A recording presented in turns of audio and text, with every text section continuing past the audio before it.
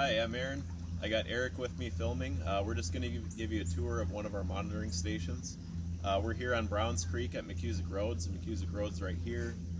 Oak Glen Golf Course is right above us. And what we're looking at here, or why we chose this site, is Browns Creek has a impairment for lack of cold water assemblage, which means that organisms like trout, mayflies, stoneflies, those sorts of things aren't surviving in the numbers that they should be. There are trout in the stream. Jim can attest to that. There is some stocking by the DNR in here, and there is even some natural reproduction. So what we're essentially doing is we do a little bit more monitoring here than other stations just because of that. So we're looking at temperature, dissolved oxygen, conductivity, turbidity, suspended solids, phosphorus, E. coli, all that kind of stuff. So what we're doing today is looking at this HydroLab HL4. This is our continuous temperature, dissolved oxygen, conductivity, and turbidity sensor. It's taking readings every 15 minutes. So I've already taken it off the block. We have it secured on this block. I went ahead and cleaned the sensors.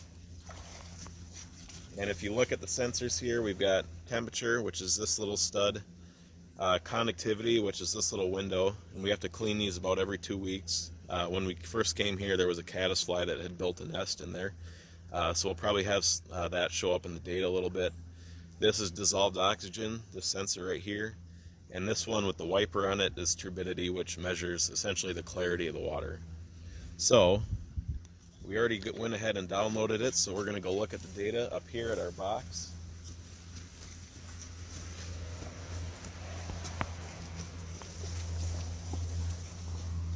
So when we have the data downloaded, we're looking at 4 parameters, like I said. Primarily the temperature and dissolved oxygen are the most important ones that we're looking at.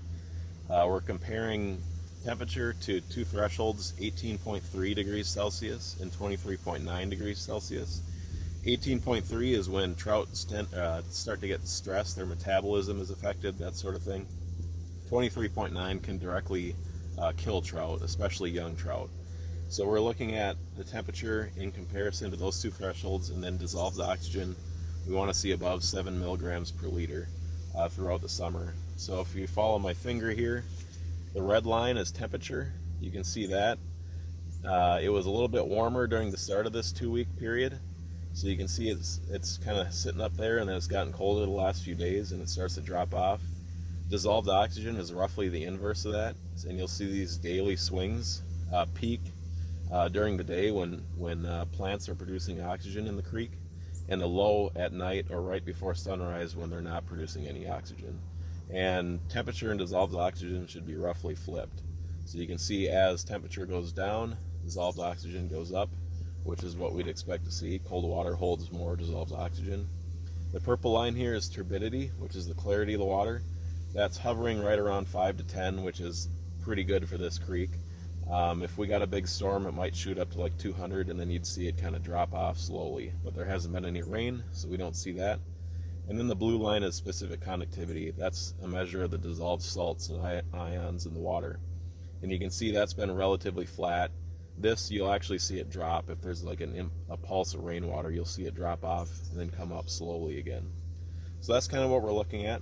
Over this 2-week period, things have been great. Temperatures between 10 degrees Celsius and about 16, which is great for this, it's cool time of year, so we're not really worried about warm temperatures. And dissolved oxygen has been above 8 for this entire 2-week period, so looking good. We figured we'd give you a little tour of what's inside the box too. This is an ISCO 6712. This is more typical of our other monitoring stations for other watersheds. It's collecting level velocity and in some cases rainfall every 15 minutes. Basically, when the water comes up to a certain level, this pump here will pump water into bottles, which are inside here. So it'll fill those bottles up, which we then can use to collect a sample and choose certain parts of the storm that we want to analyze. So that's just another set of parameters like the HL4. This is all collecting 15-minute data throughout the entire growing season, which would be about April through November.